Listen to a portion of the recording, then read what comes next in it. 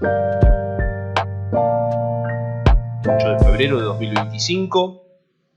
Damos formal inicio al debate, al juicio por jurados previsto en la carpeta 5.769 correspondiente al legajo de investigación fiscal 4.074. Dejando constancia que se encuentran presentes por parte del Ministerio Público Fiscal el doctor Carlos Díaz Mayer junto a la doctora Débora Barrio Nuevo, la querella con el doctor Juan Manuel Zapata, con el doctor Morales y la asistente Zapata, y la defensa con el doctor Cancino junto a sus asistidos Daniel Napal y Carlos Peinipil.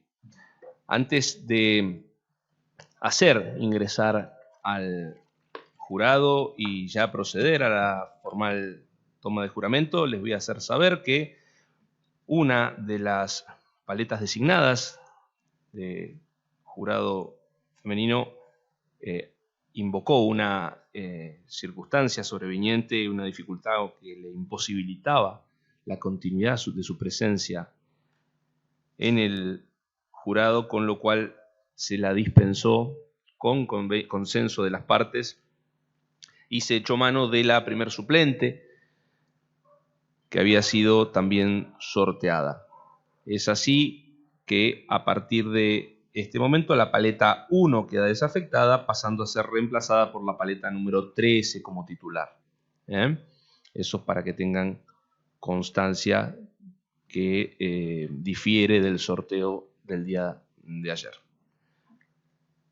Ahora sí les voy a pedir que todos se pongan de pie, puesto que vamos a hacer ingresar al jurado popular.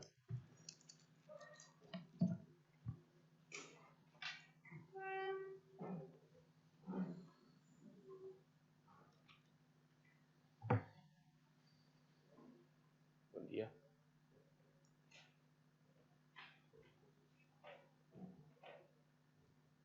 Les pido que permanezcan ustedes de pie también.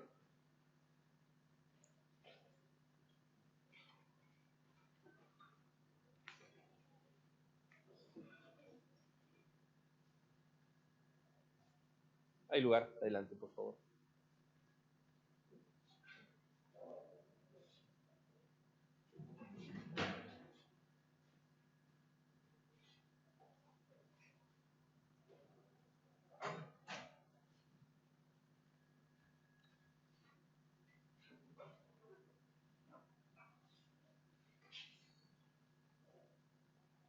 ¿Estamos todos? ¿Sí? Bien. Permanezcan de pie. Todos nosotros nos sentamos. Ellos van a permanecer de pie. Antes de comenzar la audiencia, corresponde que les tome juramento de ley para desempeñar la función de jurados. Señores miembros del jurado, prometen solemnemente asumir el compromiso de juzgar este caso en nombre del pueblo de la provincia del Chubut, con justicia e imparcialidad, así como guardar secreto de las deliberaciones de las que participen, todo ello conforme a la Constitución provincial. Sí. Muchas gracias. Ahora sí pueden tomar asiento.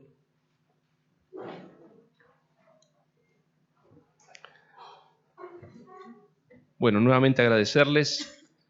Ahora sí ya son formalmente jurados y han prestado ese juramento de ley. Yo tengo ahora que darles unas instrucciones que se las conoce como instrucciones iniciales. ¿Por qué? Porque son las que los van a introducir en todo lo que va a ser materia del debate. Todo lo que van a ver y escuchar. Todo cómo tienen que actuar en el juicio. En la primer parte. Luego de transcurrido, también se los voy a explicar, van a venir lo que se llaman instrucciones finales. Probablemente en su manual que ya se les extendió lo hayan visto. Esas también se las voy a explicar detenidamente, se las voy a leer, tengo la obligación de leérselas, es importante que las comprendan, voy a tratar de ser lo más claro y llano posible, pero les pido encarecidamente que me presten mucha atención. Sé que el lugar es nuevo, la situación es nueva, pero traten de concentrarse en esto que yo les voy a pasar a leer en este instante. Como les digo, la función de estas instrucciones es brindarle algunas herramientas para que puedan tener una mayor comprensión del proceso y de la forma en que deben valorar la prueba. Ustedes han prestado juramento para ser jurado en este juicio, en el que se acusa a Daniel Andrés Napal y Carlos Julián Peynipil de haber cometido el delito de homicidio, agravado en el caso de Napal por su carácter de transversal y en el caso de Peynipil por haberlo cometido por precio o promesa remuneratoria. Ellos se encuentran previstos en el artículo 80 del Código Penal, incisos 12 y 3 respectivamente, y del que resultó víctima directa José Cretón y de forma indirecta sus familiares. Ayer fueron mencionados su madre Mariana Trujillo, su padre Sergio Cretón y quien era su pareja en ese momento, Marcela González. Muy brevemente, porque después se los voy a explicar con mayor detalle, para que se orienten en la calificación legal, ya que es algo distinto, resulta útil explicarles que el homicidio, como eso sí lo deben saber, es simplemente darle muerte a una persona. En el caso que nos convoca hoy, hay dos agravantes, dos hechos, dos circunstancias que agravan ese homicidio. Y están separados cada agravante para cada uno de los imputados. En el caso de Daniel Napal, se le imputa haber cometido un homicidio agravado por transversal. Esto es tal vez lo que menos han escuchado. Es el haber matado a una persona para hacer sufrir a otra con la que se mantiene o se mantuvo una relación de pareja en este caso. A. Mata a B para hacer sufrir a C. En el caso de Peynipil, se le acusa de haber cometido un homicidio agravado por precio o promesa remuneratoria. Es decir, haber matado a una persona y recibir por ello un pago o una promesa de pago. Si haces tal cosa, te pago. Al terminar este juicio, ustedes, y nada más que ustedes, tienen la responsabilidad de determinar si la Fiscalía ha aprobado su acusación contra los imputados más allá de toda duda razonable. Y acá es la primera vez que lo voy a nombrar, no lo voy a nombrar mucho, pero tengo que dejarles en claro qué significa duda razonable. Más adelante se los voy a explicar. Ahora vamos a las instrucciones en particular. Instrucción número 1. Función del juez técnico y del jurado. Esto ya algo se habló ayer. En este tipo de juicio penal hay dos jueces. Yo soy el juez técnico. Y es mi responsabilidad decidir qué leyes se aplican en este caso y explicarle a ustedes esas leyes. Además, debo dirigir la audiencia para que el debate sea ordenado y las partes puedan expresarse cuando corresponda. Les recuerdo e insisto que ustedes deben prestar atención a todo lo que ocurra, pero además guardar estricto silencio en el juicio. Por otra parte, también soy el responsable de definir las pruebas que ustedes van a escuchar y de no permitir que las partes hagan preguntas incorrectas a los testigos. En un juicio penal, esto también se lo hicimos saber más o menos, participan, además del juez técnico que soy yo, un acusador, que es el Ministerio Público Fiscal a cargo del doctor Carlos Díaz Mayer y de la doctora Débora Barrio Nuevo, la querella, que también forma parte de este órgano acusador, este conjunto acusador, en representación de los familiares de la víctima directa, y está en cabeza del doctor Juan Manuel Zapata, y la defensa de los acusados Napal y Peynipil, que la ejerce el doctor Hugo Cancino. Cuando yo hable de partes, me estoy refiriendo a ellos. Fiscalía, querella y defensa. Las partes. Esas son las partes del juicio. Si en algún momento del juicio surge algún planteo o diferencia entre las partes y yo resuelvo a favor de una, ustedes no deben interpretar que yo tengo alguna preferencia por alguna de ellas. De hecho, ya lo van a ver en el transcurso del debate, muy probablemente se dé, que en una oportunidad le dé la razón a una y en otra oportunidad le dé la razón a otra. Son incidencias, son cuestiones muy puntuales del juicio. Tanto ustedes como yo debemos ser imparciales. En este juicio por jurados ustedes son los jueces de los hechos. Ya les dije, yo soy el juez técnico del derecho, ustedes son los jueces de los hechos. Y esto significa que tienen la responsabilidad de decidir cuáles son los hechos que terminarán siendo probados en este juicio. Luego, le van a tener que aplicar a esos hechos la ley que yo les voy a explicar a ustedes. Como jueces de los hechos, son ustedes los únicos que tienen la responsabilidad de decidir acerca del valor de las pruebas que presenten las partes. Son ustedes los únicos que deben determinar si los acusados son ambos culpables o no culpables por el hecho, o si lo es solo uno de ellos por el delito que se les atribuye. Instrucción número 2. Acerca del desarrollo del juicio. La Fiscalía, la querella a continuación y luego la defensa les dirán cuál es su versión de los hechos y qué presentarán en el juicio. Esto es lo que llamamos alegato inicial o discurso de apertura. Estos alegatos y todo lo que digan las partes, insisto, partes, Fiscalía, querella y defensa, no es prueba. Ustedes no deben considerar los alegatos de las partes como prueba. Luego de los alegatos de apertura, sí se va a comenzar a producir la prueba. Son discursos que van a dar, una vez que yo termine esto, van a dar los discursos de apertura a las partes. Primero la Fiscalía, luego la querella y luego la defensa. Les van a explicar lo que se le dice su teoría del caso. ¿Qué les van a querer probar? ¿Estamos? Como decía, luego de los alegatos de apertura sí se comenzará a producir la prueba. Los testigos y peritos declararán bajo juramento. Serán interrogados y contrainterrogados por las partes. Se va a sentar acá. Cada testigo se va a sentar acá, cerca de ustedes y de mí. También las partes pueden presentar documentos y evidencias como prueba o como elementos de apoyo para la declaración. Yo se los indicaré en cada caso. La Fiscalía, la querella y la defensa van a decir, tenemos un testigo y tenemos material de apoyo, videofilmaciones, documentos respaldatorios de sus manifestaciones.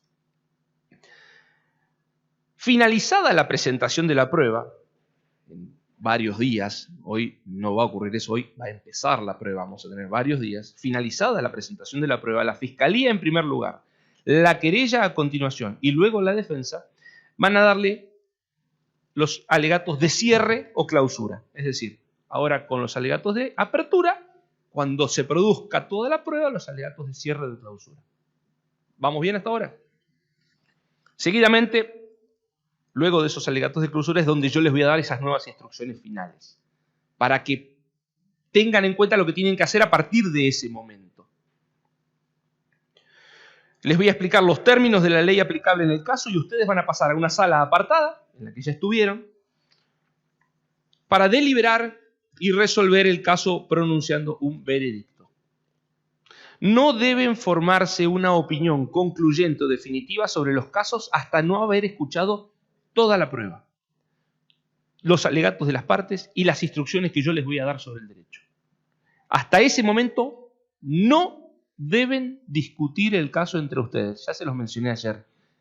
Sé que es difícil porque van a estar necesitados de expresar, pero ustedes tienen que acumular información cada uno de ustedes. Instrucción número 3. Acá vamos a hablar de las prohibiciones que tienen ustedes como jurados. El caso debe ser juzgado por ustedes solo sobre la base de la prueba presentada sobre el juicio. Esto ya lo hablamos también un poquito, pero es muy, muy importante. No deben realizar ninguna investigación por cuenta propia. No deben leer diarios o mirar programas de televisión sobre el caso. Usar computadora, teléfono celular, internet, redes sociales o cualquier otro medio a fin de obtener información relacionada con este caso. Esto vale para cuando estén en el tribunal, en sus hogares o en el lugar que sea. Como estas jornadas se van a interrumpir, ustedes van a volver a sus lugares habituales. Ahí tampoco pueden hacer eso.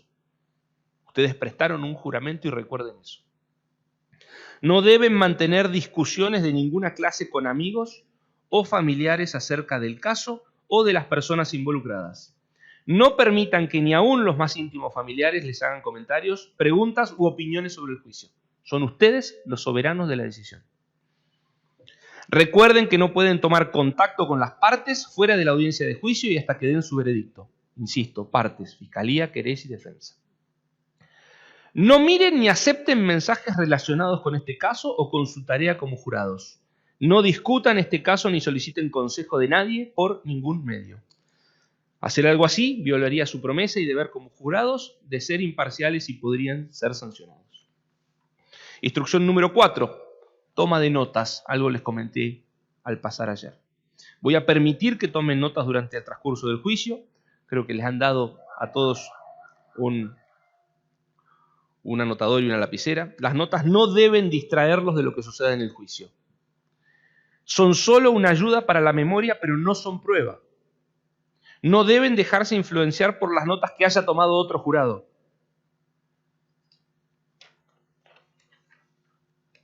Las notas son confidenciales, es decir, solo de ustedes. Durante los recesos, las notas van a quedar en la sala. Y al final del juicio, el oficial de custodia se llevará todas las notas y ellas serán destruidas. Instrucción 5. Principios constitucionales del proceso.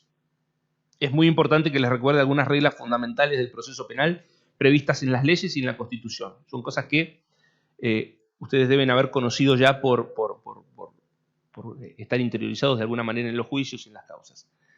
Derecho a no declarar. En todo proceso penal, todo acusado tiene el derecho absoluto de guardar silencio y no declarar. Esto de ninguna manera significa que sea culpable. El hecho de que los acusados decidan no declarar no debe influenciar el veredicto de ustedes de ningún modo. 2. Presunción de inocencia.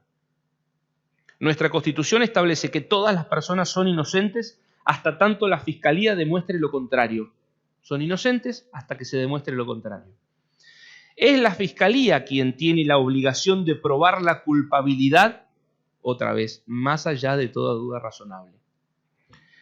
Si fracasa, ustedes deberán declarar no culpables a los acusados. 3. Carga de la prueba. Es quien carga con la obligación de probar. En ningún momento es deber de los acusados probar su inocencia, porque ya dijimos que se presume que lo son.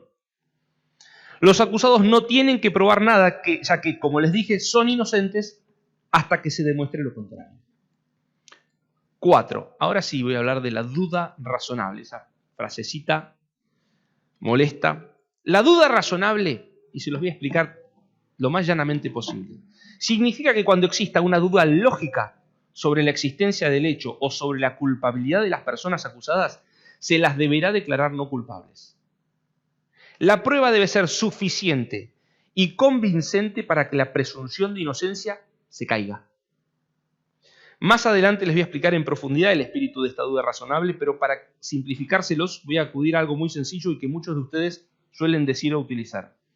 ¿Vieron cuando algo no les cierra, que les dicen o les hace ruido? Esto me hace ruido, no me cierra. Bueno, eso es lo más cercano que yo les puedo explicar de duda razonable. Hay una descripción, hay una manifestación, pero hay algo que no les cierra. Eso es duda razonable. Es lógicamente tener dudas. No es una duda forzada o imaginaria. A eso voy. Es una duda razonable, una duda terrenal, una duda lógica. No pueden esbozar o imaginarse una idea loca para generar una duda. Tampoco es una duda basada en lástima, en piedad o en prejuicio. Es una duda basada en la razón y en el sentido común. Es la duda que surge de un análisis completo e imparcial de toda la prueba que se produjo durante el juicio. Deben también recordar, sin embargo, que es casi imposible probar un hecho con certeza absoluta o matemática.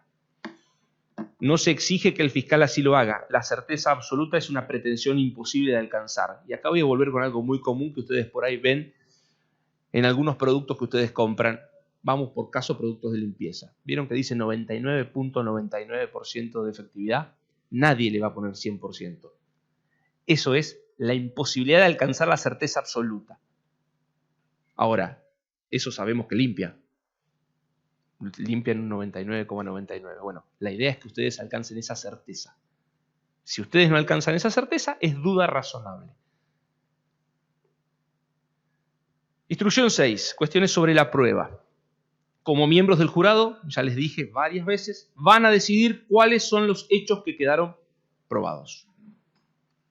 Para ello tienen que evaluar la evidencia que se produzca en el juicio, la evidencia, la prueba. La prueba puede consistir en declaraciones de testigos o peritos o en elementos o documentos que vamos a denominar prueba material, como les dije, documentos, filmaciones. También más adelante, cuando les dé las instrucciones finales y ya hayan podido escuchar toda la prueba, les voy a dar instrucciones de cómo valorarla debidamente. Porque la prueba, como les dije antes, ustedes son los que le van a dar el valor, tasar el valor de cada una en más o en menos. Como observación, les adelanto que van a venir testigos que pueden declarar y testigos que deben declarar. Esta es una distinción importante. Los que pueden declarar son los testigos que resulten con cierto grado de parentesco con los imputados y la ley les permite no testimoniar. Pueden no hablar, pero si deciden dar testimonio, deben hacerlo bajo juramento. Son testigos que deben prestar juramento. La ley les da un salvoconducto, una posibilidad de, por cercanía de parentesco, no declarar, abstenerse de declarar. No quiero decir nada, se va, no declara. El resto de los testigos debe declarar, es una obligación declarar. No puede decir no quiero declarar, como sí lo puede decir los imputados. El testigo debe declarar todo cuanto supiera y le fuera preguntado. También es importante que sepan que cuando una de las partes interrogue a un testigo, la otra parte puede oponerse a que el testigo responda una pregunta que considera que no está permitida. Esa oposición se llama objeción y la van a decir de esa forma, así se los pido a ustedes también, que sea contundente y clara, objeción, y eso va a hacer que se frene la declaración del testigo y que la parte, fiscalía, querella o defensa, le dé explicación a la objeción que está manifestando. Yo ahí voy a resolver si el que hizo la pregunta o el que manifestó la objeción tiene razón. Y ahí voy a decirle si puede contestar o no contestar esa pregunta.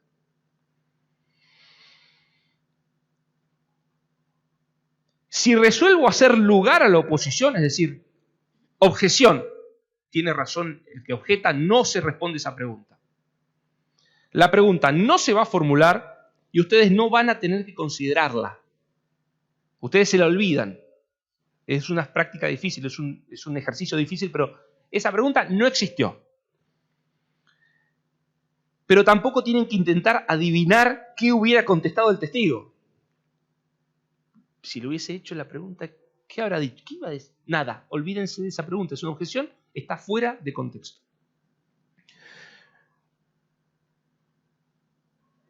Como les digo, no deben considerarla en modo alguno ni intentar adivinar qué hubiera contestado el testigo, pero no deben pensar que esa decisión significa que yo esté a favor de una de las partes por sobre otra. Es como les dije antes, puede pasar a la inversa cuando el que esté contrainterrogando fue el que en ese momento objetó y la otra parte dice objeción y le puedo dar la razón en ese caso a la otra parte. No tengo una preferencia con ninguna de las partes. Son circunstancias concretas que obedecen al orden del proceso. Como adelanté, los acusados no están obligados a declarar, pero si deciden hacerlo, tienen esa libertad, pueden no declarar o declarar. Si deciden hacerlo, ustedes deben saber que a diferencia de los testigos, no declaran bajo juramento. Los imputados no declaran bajo juramento. Corresponde a ustedes valorar esa declaración, la que podrán creer o no, en todo o en parte. Pero deben saber que si el imputado decide declarar, es obligación de ustedes considerar seriamente esa declaración antes de dar un veredicto. Las pruebas pueden ser directas sobre el hecho en sí o indirectas que permiten junto a otras unir o suponer con lógica si el hecho ocurrió o no. Prueba directa es la prueba que se muestra y es contundente. Prueba directa es esto es así. La prueba indirecta es un conjunto de circunstancias que hacen que el hecho pueda ser probado. ¿Estamos? Ustedes deben considerar toda la prueba y asignarles el peso o valor que consideren que corresponde darles. Yo después, como les dije, cuando tengan que valorar esa prueba en la deliberación, les voy a dar ciertas pautas, ciertas preguntitas, como para que ustedes se puedan hacer respecto de esa prueba que se va a rendir. En todo juicio, las partes pueden hacer acuerdos probatorios, lo cual significa que la Fiscalía, la querella y la defensa y los imputados acordaron, se pusieron de acuerdo conmigo, en dar por probados ciertos hechos sobre los que no se va a discutir y no se va a probar nada. Van a ser cosas que ya están establecidas. En este caso ha ocurrido eso. Hay 9 convenciones probatorias, 9 acuerdos probatorios. Después de que las partes hayan realizado sus alegatos de apertura, y antes de comenzar con la producción de la prueba en sí, con los primeros testigos, yo les voy a hacer saber cuáles son esos acuerdos y les voy a entregar una copia de ellos por escrito para que las puedan recordar. Acá las tengo, se las voy a leer y ustedes van a tener una copia cada uno que ya muy gentilmente el personal de la oficina ha impreso para ustedes. Por último, debo recordarles y aclararles que hay ciertas cosas que pueden ocurrir durante la audiencia que no son prueba. Ustedes no deben valorarla o basarse en ellas para resolver el caso. Como les dije, los alegatos de apertura y de clausura de las partes son argumentos de las partes, no son prueba. Nada de lo que las partes digan durante el juicio es prueba. Prueba es solo lo que digan las personas que van a declarar como testigos o peritos. Acá.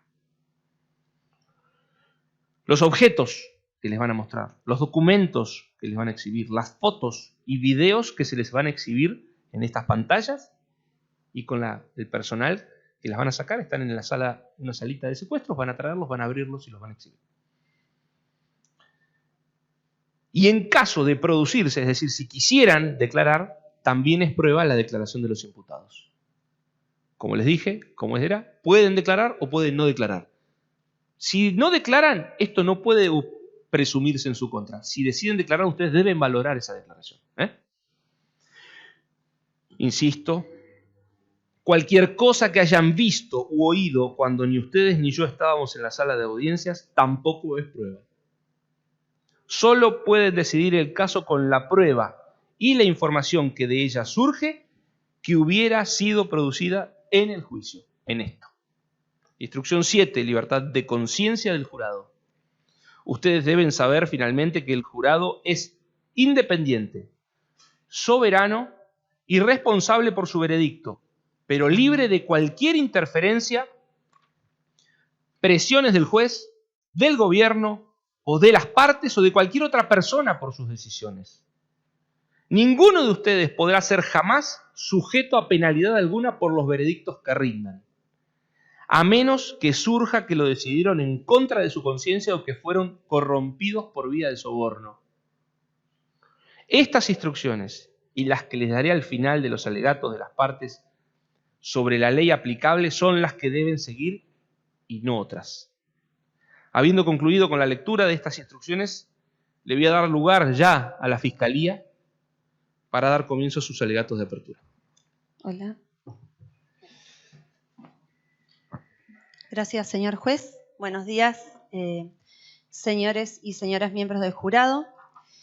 Este Ministerio Público Fiscal, a lo largo de las jornadas que va a durar este juicio, les va a demostrar, a través de toda la prueba que vamos a producir en el juicio, que Daniel Andrés Napal y que Carlos Julián Peynipil mataron a quien en vida fuera José Abraham Cretón, que tenía la edad de 18 años y que era un joven que había entablado una relación amorosa meses previos a su muerte con la expareja de Daniel Andrés Napal. El hecho que la Fiscalía va a acreditar ocurrió entre las 21 horas del día 11 de agosto del año 2022 y las 01 del día siguiente, es decir, del 12 de agosto del mismo año, en la localidad del Maitén. En circunstancias en que Carlos Julián Peynipil y Daniel Andrés Napal se encontraban en la vivienda de Marcela González, que es la expareja de Daniel Napal, mientras ella se encontraba trabajando, le pidió Daniel Andrés Napal a la hija mayor, Yanela, que hoy va a declarar, le ordenó que lo llevara en el vehículo de Marcela, una Ford EcoSport color blanca, hacia un lugar. Se subió Yanela en el lado del conductor, Yanela embarazada, 18 años. En el lado del acompañante, Daniel Andrés Napal, con un bolso negro de grandes dimensiones. Y en la parte trasera, Carlos Julián Peynipil. Allí le ordenaron a Yanela el recorrido que tenía que tomar, ordenándole que lo llevara hasta la Plaza Eva Perón en inmediaciones a las vías del tren. Una vez allí, los dos acusados se bajaron del vehículo, Yanela giró en U y retornó a su vivienda.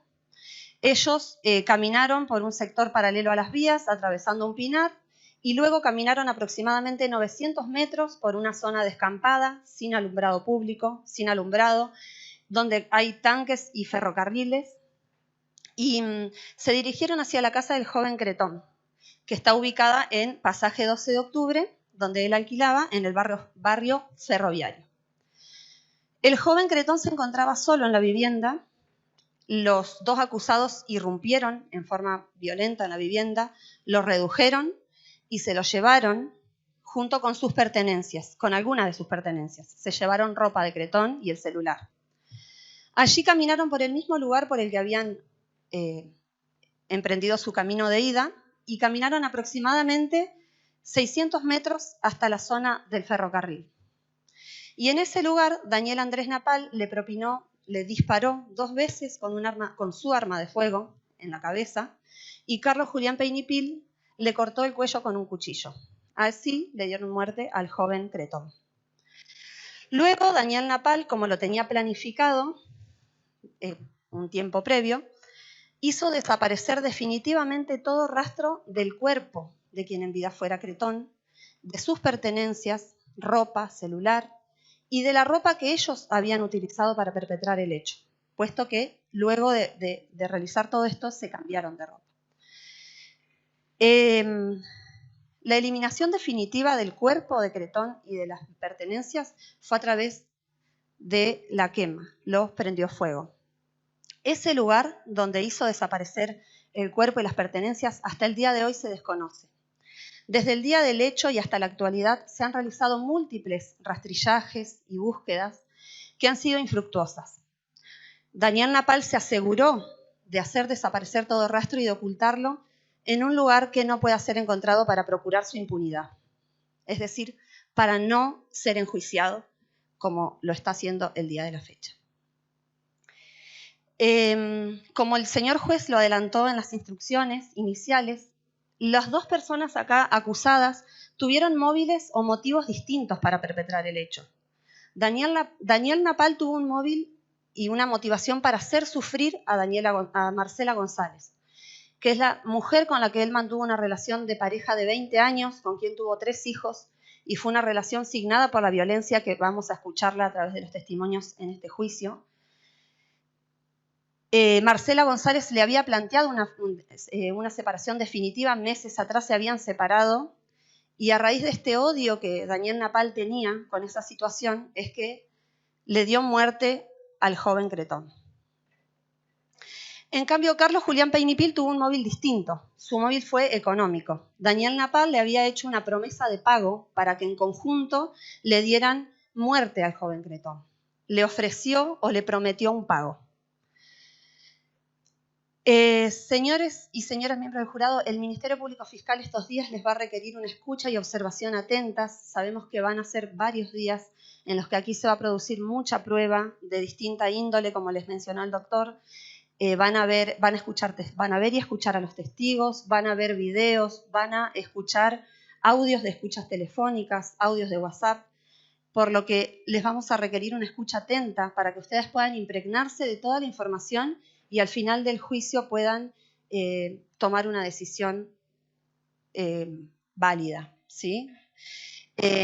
Todo lo que el Ministerio Público Fiscal sostiene que va a poder acreditar en este juicio va a ser a través de toda la prueba que vamos a rendir, y estamos convencidos de que al final del juicio ustedes van a poder llegar a la conclusión de que Daniel Andrés Napal y Carlos Julián Peynipil son responsables de la muerte del joven Cretón y que sus conductas se encuadran en el artículo 80 del Código Penal, que prevé la figura de los homicidios agravados en los incisos 3 y 12 de ese artículo, el homicidio por precio o promesa remuneratoria y el homicidio transversal.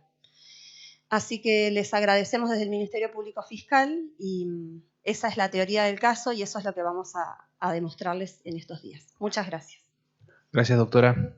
Doctor Zapata, representante de la querella. Hola. Muchísimas gracias, señor juez. Muy buenos días.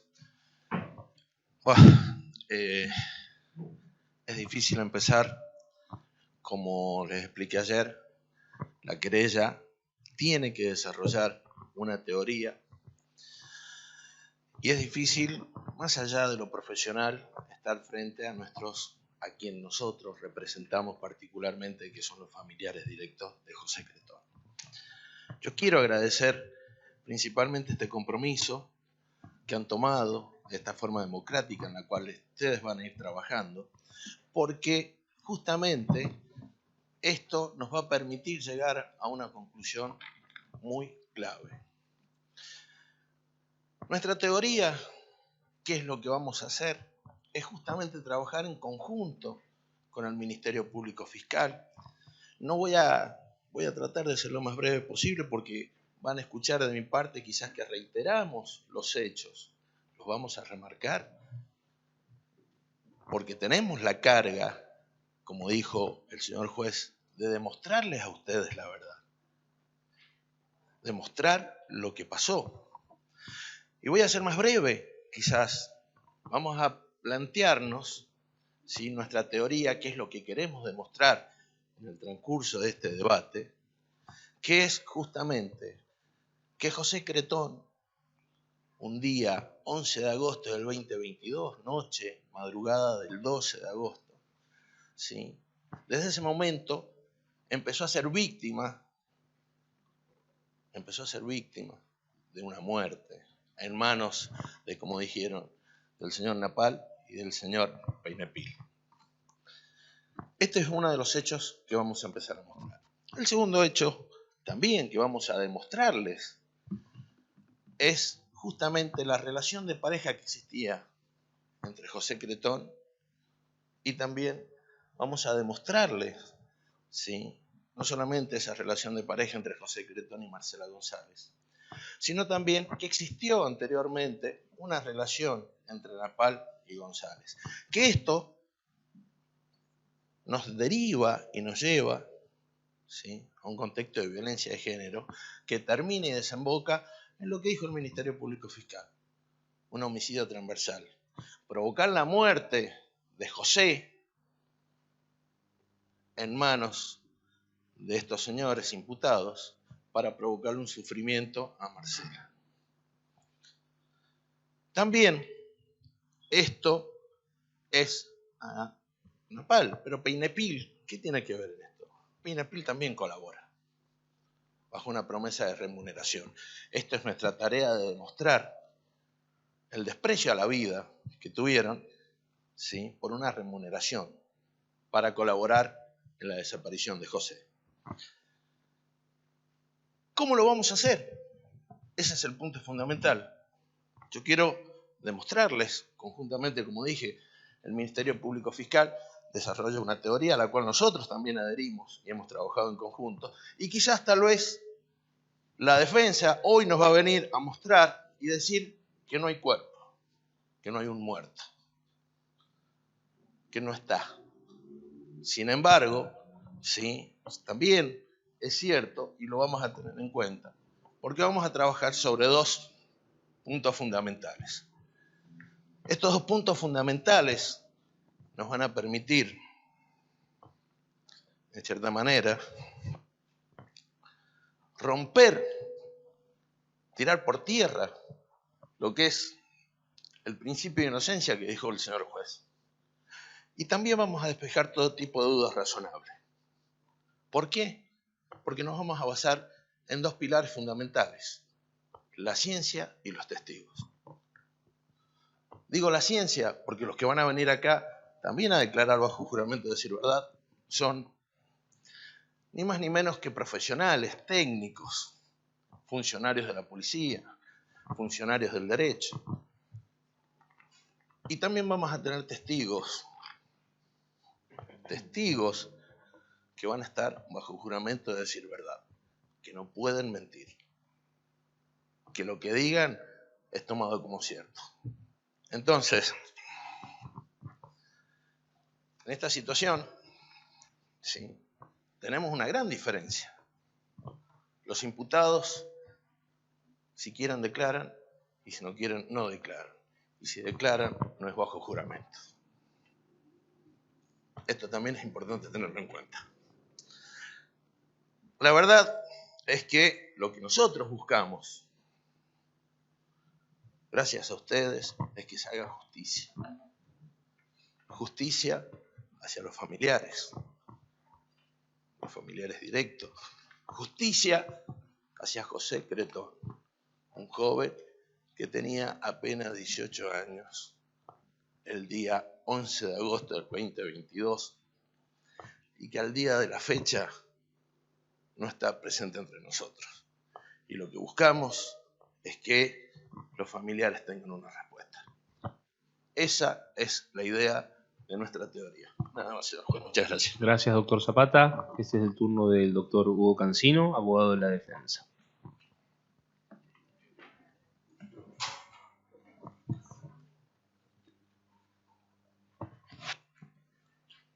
Bien, como les ha adelantado ya la parte acusadora, entienden que el trabajo de la defensa es que ustedes conozcan una postura distinta de la que sostiene la parte acusadora. Acá tenemos que ver lo que el juez también les ha dicho hace unos momentos, si esta teoría del caso que plantea la parte acusadora hace ruido. Y eso es lo que va a señalar la defensa en todo este proceso. La desaparición de José Cretón fue un hecho que dejó una impronta importante en la localidad de Maitén, que como todas las localidades tienen distintos hechos que se investigan de distinta gravedad, sean cuestiones de abuso, a veces una riña y la lesión o la muerte de alguna persona, pero este caso tuvo una trascendencia mayor porque se trató de una desaparición, que en un primer momento se denunció como que algo le habría ocurrido porque no era esperable que esta persona desapareciera. O sea, no había teóricamente una situación de conflicto y ahí surgieron las sospechas. Casi con inmediatez se lo responsabilizó a Daniel Napal por esta situación en atención a que era el marido despechado porque había sucedido una situación de conflicto entre él y su pareja y había una tercera persona que era José Cretón, que no vivía con su expareja, sino su expareja le alquilaba un pequeño departamento en la misma localidad de Maitén y seguía teniendo un trato muy frecuente con el señor Napal. De esta desaparición, toda la investigación tuvo una presión muy grande por parte de la comunidad por tratar de conocer qué es lo que había sucedido. Esta presión hizo que se centrara y se esforzara en todo tipo de investigación, especialmente en la figura de este hombre. Y ahí surgieron, se acumularon, una serie de hechos que el Ministerio Público Fiscal los encadenó como si fuera una cadena de indicios que lo transforman como posible autor de esta situación al señor Napal. Esta cadena de indicios a veces son suficientes para acreditar que una persona hizo de aquello que se lo acusa. Y en otras situaciones uno puede notar que esas son forzadas. Cuando son forzadas, esa cadena completa de indicios que tiene que llevarnos a una conclusión hace ruido. Y eso es lo que vamos a notar en esta investigación.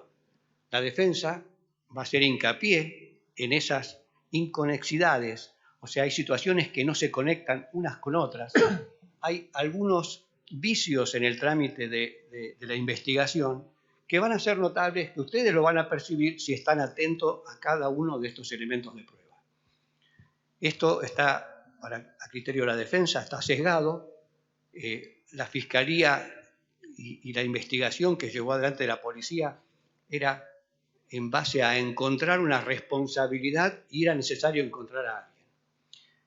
Y también esto influyó en la comunidad, en el sentido que al haberse producido en forma casi inmediata la detención de Daniel Napal y también de Peinepil, por también indicios que van a conocer en este debate, surgió la posibilidad o la creencia casi de la comunidad de que esto era como las noticias que se vertían desde el Ministerio Público Fiscal, esto era la realidad, esto era un hecho. Y una forma de demostrar un hecho fue que en cada una de las audiencias que hemos tenido en estos 2 años y medio de detención, Napal y Peynepil eran trasladados como personas muy peligrosas, esposados, con chaleco antibalas, con casco, como si estuviéramos hablando de personas casi ya en una precondena. ¿Quién iba a pensar o puede pensar como un ciudadano normal que van a tratar de esa manera a una persona que debemos presuponer que es inocente? Esta situación sugestiona un poco la comunidad. Y acá nos encontramos en un conflicto. Históricamente eso lo veníamos juzgando con jueces letrados que la prueba la analizan desde un punto de vista mucho más técnico. Acá es, como ha dicho el señor juez, y voy a reiterar, si esto les hace ruido, voy a marcar esas diferencias y justamente la teoría del caso de la defensa es la inocencia del señor Daniel Napal, que de ninguna manera ultimó a quien era una relación de su expareja a los efectos de hacerle sentir mal o dañarla de ninguna manera, y de ninguna forma tampoco Peynepil recibió una promesa de dinero o siquiera recibió una paga para hacer o acompañar en este acto o en este hecho a Daniel Napal. En primer lugar, porque Daniel Napal no tenía dinero ni siquiera para pagar algunas tareas que hacían juntos, porque los dos se dedicaban a la venta de leña. Y de ninguna forma podía hacer un pago para una persona que tendría que haber sido un sicario en este tipo de circunstancias. Esa es la teoría del caso de la defensa y espero que en estos días estén atentos porque justamente toda la prueba con la que cuenta el Ministerio Público Fiscal va a ser exhibida en este debate. Nada más. Gracias, doctor.